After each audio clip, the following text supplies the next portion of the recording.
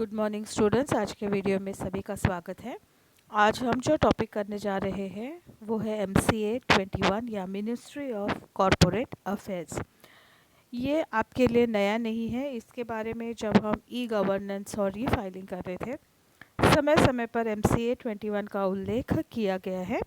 तो आज हम इसको डिटेल में पढ़ते हैं। ये क्या है? ये एक पोर्टल है, कंपनी कार्य मंत्रालय या MCA ministry of corporate affairs.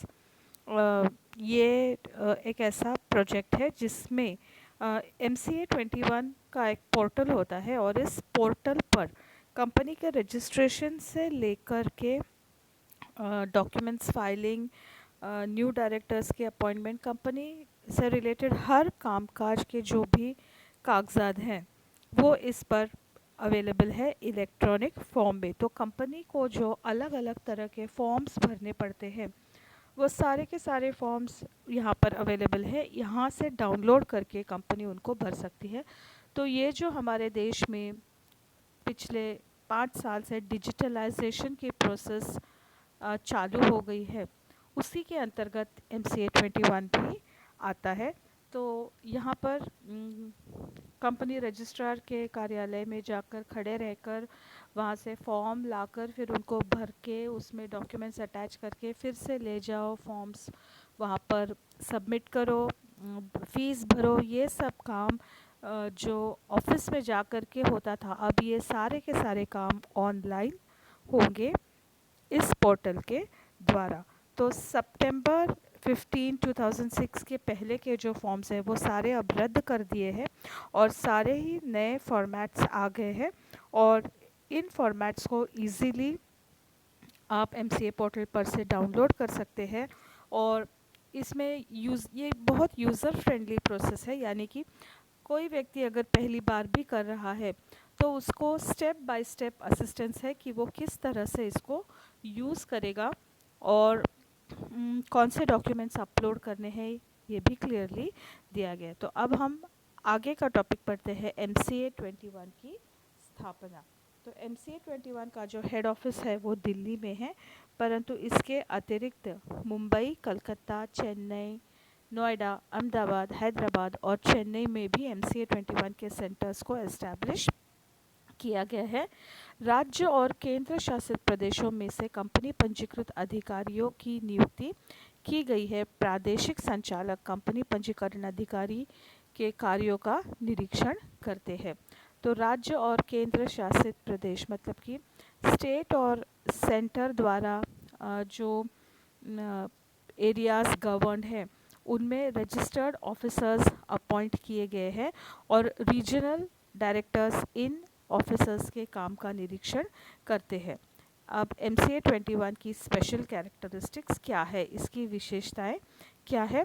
किसी भी व्यक्ति को कंपनी रजिस्ट्रार के कार्यालय या महानगर पालिका में जाने की ज़रूरत नहीं है। MCA पोर्टल पर से सारे फॉर्म्स डाउनलोड किए जा सकते हैं और यहीं पर उनको भरा भी जा सकता है।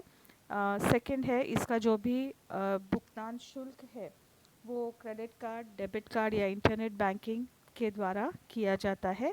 थर्ड पॉइंट है, हर कंपनी को डिन यानी कि डायरेक्टर्स आइडेंटिफिकेशन नंबर, ये हम पहले भी पढ़ चुके हैं कि हर कंपनी को उसके प्रत्येक डायरेक्टर के पास डायरेक्टर्स आइडेंटिफिकेशन नंबर होना चाहिए और इस नंबर की वैलिडिटी डायरेक्टर के लाइफ टाइम तक रहती है। ये एक यूनिक नंबर है जो हर डायरेक्टर को आइडेंटिफाई करता है और किसी भी डायरेक्टर के यदि अपॉइंटमेंट करनी है तो बिना डिन के उसकी अपॉइंटमेंट नहीं होती है। और जो एग्जिस्टिंग डायरेक्टर्स हैं मतलब कि पहले से ही जो लोग संचालक हैं उन्हें भी डिन प्राप्त करना आवश्यक है। तो ये डिन के फॉर्म्स कहाँ पे मिलेंगे? आप अगर डिन के लिए अप्लाई करना चाहते हैं तो कौन से फॉर्म्स भरने हैं?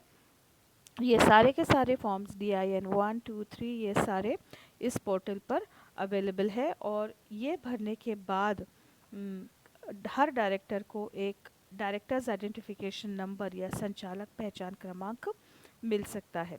सेवा निवेदन क्रमांक, नेक्स्ट पॉइंट है सेवा निवेदन क्रमांक या सर्विस रिक्वेस्ट नंबर के द्वारा सर्विसेज प्राप्त की जा सकती। तो ये जो भी सेवाएं हैं ये प्राप्त की जा सकती है। 10 फरवरी 2006 के बाद ये नोटिफिकेशन आया है कि कंपनी को फॉर्म रिटर्न्स केवल ई फाइलिंग के द्वारा ही कंपनी उनको भर सकती है।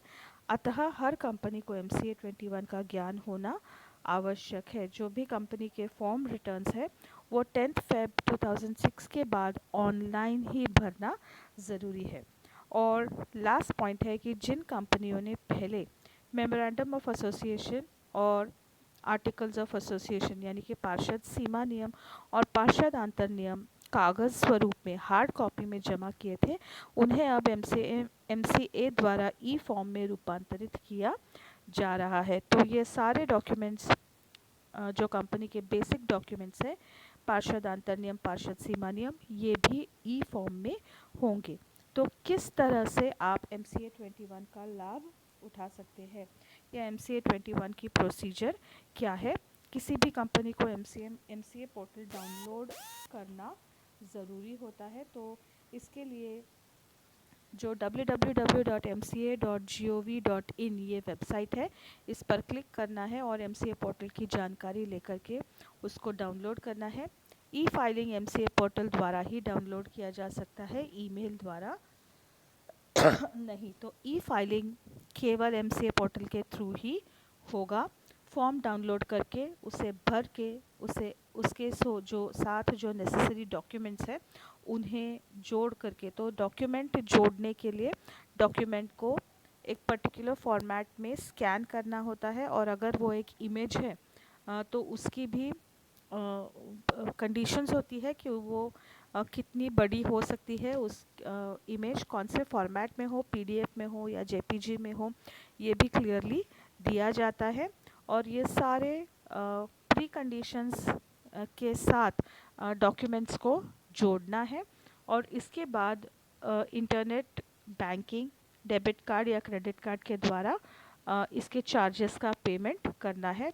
पेमेंट करने पर आपको एक ट्रांजैक्शन ID मिलता है और फॉर्म भरने के बाद पेमेंट के लिए 5 डेज़ 5 दिनों तक का समय दिया जाता है। शुल्क भुगतान मुद्रांक या स्टैम्प ड्यूटी दस्तावेज़ों के आधार पर लिया जाता है और MCA 21 पोर्टल का उपयोग करने की पूर्व तैयारी की जानी चाहिए। कंपनी पंजीकरण अधिकारी से भी संपर्क रखना आवश्यक है। तो अब डिजिटलाइजेशन होने के कारण ये सारे ही फॉर्म्स MCA 21 पर अवेलेबल है और उनको वहीं से भरना है, यानी कि सब काम अब ऑनलाइन ही होगा और उस ऑनलाइन काम की शुरुआत MCA 21 पोर्टल से होती है, जहां पर सारे फॉर्म्स, फॉर्मेट्स, डॉक्यूमेंट्स आपको मिलते हैं। यहाँ से उनको डाउनलोड करना है, भरना है, कैसे भरना है उससे संबंधित सारी हेल्प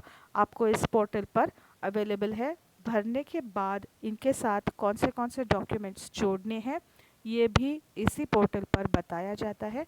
डॉक्यूमेंट्स जोड़ने के बाद उसकी फ़ीस की पेमेंट करनी होती है। ये भी डेबिट कार्ड, क्रेडिट कार्ड या इंटरनेट बैंकिंग यानी कि ऑनलाइन ही इसकी पेमेंट करनी है। डॉक्यूमेंट्स स्क्रूटिनी पहले पोर्टल लेवल पर होती है और उसके बाद अगर डॉक्यूमेंट स्क्रूटिनी में कुछ कम या अधिक नज़र आता है तो आपको एक ईमेल भेजा जाता है और एक समय दिया जाता है जिसके अंदर जो चेंजेस मांगी हुई है डॉक्यूमेंट सबमिशन के बाद पहली स्क्रूटिनी होती है पोर्टल लेवल पर ही। जैसे कि कोई फील्ड्स आप खाली नहीं छोड़ सकते हैं, उनको भरना कंपलसरी है और ये सब होने के बाद फिर से एक बार डॉक्यूमेंट्स की स्क्रूटिनी होगी और वहाँ पर जो भी मांगा जाता है वो कंपनी को सबमिट करना है। उसके लिए एक निश्चित समय सीमा दी जाती है और अगर इस समय सीमा के अंदर कंपनी मांगे हुए चेंजेस नहीं करती है तो उसे पूरी अपलोडिंग की प्रोसेस फिर से रिपीट करनी पड़ती है।